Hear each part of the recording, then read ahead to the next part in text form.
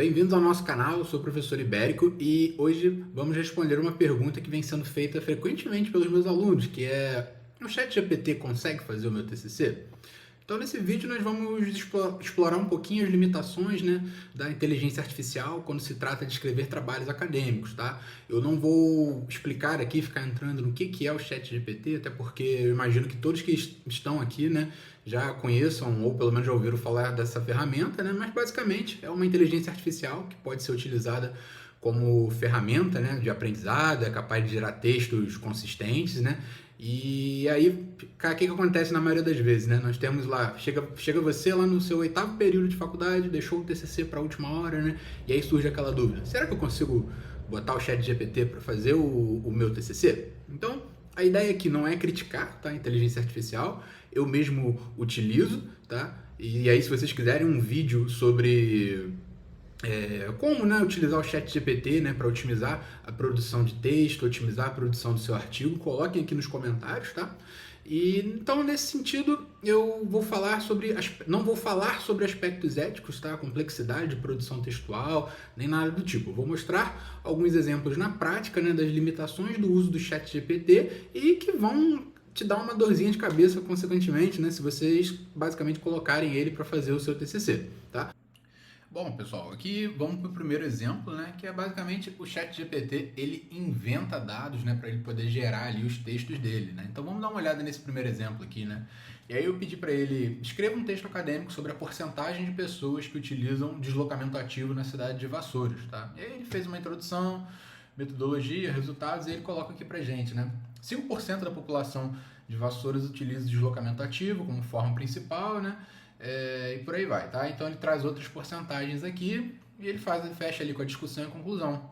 E aí eu peço, por exemplo, para ele me dar a fonte dos dados utilizados para encontrar esse resultado de 5% da população ali de Vassouras, né? E aí ele me encaminha esse link do IBGE, tá? E aí, ao acessar o link desse site aqui do IBGE, não foi possível localizar essa porcentagem ali referente ao município de Vassouras, né? E aí eu peço para ele aqui: me dê a referência em padrão ABNT deste dado, né? E aí ele manda o mesmo link, né? E aí eu coloco aqui: não existe essa porcentagem no link que você me direcionou, pode melhorar a sua referência? E aí ele aqui mesmo vem, ó: peço desculpas pelo erro. Na verdade, né, o órgão que ele cita ali como responsável ali por esse dado não disponibiliza dados desagregados por município, né? Portanto, não é possível obter informações sobre a porcentagem de moradores de Vassouras que utilizam deslocamento ativo a partir dessa pesquisa. Então, notem que ele inventou uma porcentagem ali para ele poder gerar aquele texto ali, tá? Então, esse foi o primeiro exemplo aqui de uma das limitações, né, do ChatGPT. Bom, um segundo exemplo, ainda nessa dimensão, né, da questão dele inventar dados, né? Aqui a gente tem um segundo exemplo também, e aí eu pedi para ele escrever um texto em linguagem acadêmica sobre o nível de atividade física dos moradores no município de Vassouras, né? E aí notem que ele fez realmente, ele escreveu como se ele tivesse feito uma pesquisa, né? Ele fez um resumo, introdução, métodos, né? Ele inventa uma coleta, né, para coletar dados do município, né? Foi realizado levantamento quantitativo, foi elaborado um questionário estruturado. É uma pesquisa que não aconteceu, tá? E aí ele vem aqui trazendo os resultados dessa pesquisa, né, desse artigo que ele fez. Então notem que é uma ferramenta que não dá para você confiar, né, 100% ali, porque ele inventa muitos dados, né? Então é uma coisa complexa ali você usar ele para escrever o seu TCC, uma vez que você não sabe se o que ele tá escrevendo ali é de fato verdadeiro ou não. Bom, e aí, um outro exemplo aqui, né, a gente colocou aqui: escreva uma revisão bibliográfica sobre os benefícios do treinamento de força para indivíduos com hipertensão, né? E aí eu dei um recorte temporal aqui de 2013 a 2023, né? E ao final forneço as referências, né, utilizadas na criação do texto. E aí, dessa vez, ele gerou aqui algumas referências, né, pra gente, fez uma introdução, né, colocou referências aqui, né? E aí aqui no final, inclusive, ele coloca, né, os artigos que ele utilizou para estar criando esse texto, né? Só que ao jogar no Google, por exemplo, e aí ele não encontra ele não encontrou dois artigos do que o ChatGPT me forneceu, apenas um aqui que eu consegui encontrar, por exemplo, né? Outro aqui que também não apareceu, enfim.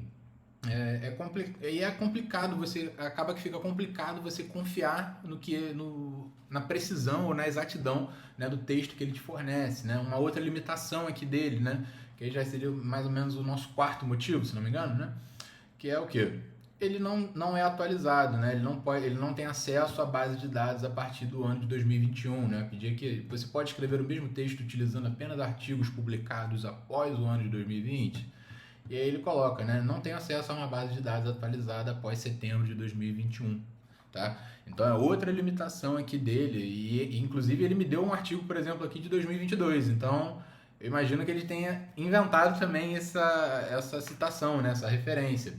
Então tem algumas coisas aqui que a gente precisa ficar de olho ainda nessa questão da produção textual feita ali por ele, tá? A versão paga do ChatGPT, ela tem um banco de dados atualizado, porém a versão gratuita, né, que é a que eu imagino que a maioria das pessoas utilizem, possui essa limitação aqui do recorte temporal. A ideia do vídeo aqui de hoje foi mostrar as limitações do ChatGPT e também mostrar, né, que ele não consegue fazer o seu TCC, nem escrever o seu artigo, né? Sempre que eu falo sobre isso, tem sempre alguém que fala, mas eu tenho um amigo que conseguiu escrever, que conseguiu publicar, e aí eu digo, muito provavelmente esse seu amigo ele mandou esse texto para uma revista predatória, né, daquela pagou, passou, ou não foi avaliado de forma séria ali, caso tenha sido um TCC, né, não foi avaliado de forma séria pelo orientador e nem pela banca da universidade.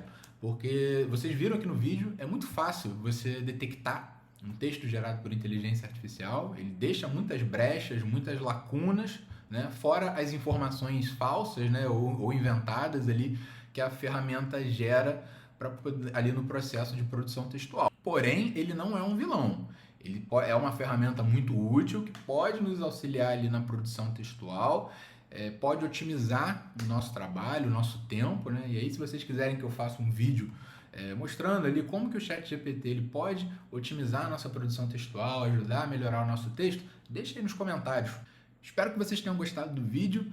Deixem o like aí, se inscrevam e qualquer dúvida é só colocar aí nos comentários que eu vou estar respondendo. Um abraço aí, tchau, tchau.